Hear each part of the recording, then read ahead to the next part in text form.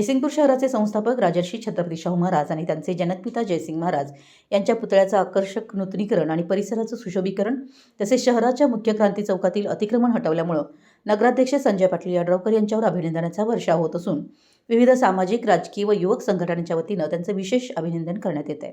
क्रांती चौक हा जयसिंगपूर शहराच्या अनेक ऐतिहासिक, सामाजिक व राजकीय घडामोडींचा साक्षीदार राहिला आहे। गेल्या अनेक वर्षापासून चौकातील अतिक्रमण, वाहतुकीची कोंडी, अनधिकृत पार्किंग यामुळे नागरिक त्रस्त होते। विविध उत्सव, मिरवणुका आणि विविध सार्वजनिक कार्यक्रमांचा केंद्रबिंदू असलेल्या या चौकाला अखेर मोकळा श्वास मिळाला आहे। नगराध्यक्ष संजय पाटील यड्रावकर आणि मुख्याधिकारी टीना गवळी यांच्या पुढाकारातून चौकातील अतिक्रमणं हटवून परिसराचं सुशोभीकरण करण्यात आलं। नुकतेच शाहू महाराज व जयसिंग महाराज यांच्या पुतळ्यांचं नूतनीकरणाचं लोकार्पण करण्यात आलं असून या कामामुळे शहराच्या सौंदर्यात भर पडली आहे। कोल्हापूर सांगली महामार्गावरून प्रवास करणाऱ्या प्रत्येकाचं लक्ष आता या आकर्षक स्मारकाकडे वेधलं जात आहे। यावर शहरातील युवकांनी दिलेल्या अभिनंदन पत्रात म्हटलंय की छत्रपतींबद्दल असलेला आदर, प्रेम आणि जयसिंगपूर शहर अधिक वैभवशाली करण्याची दूरदृष्टी या उपक्रमातून दिसून येते।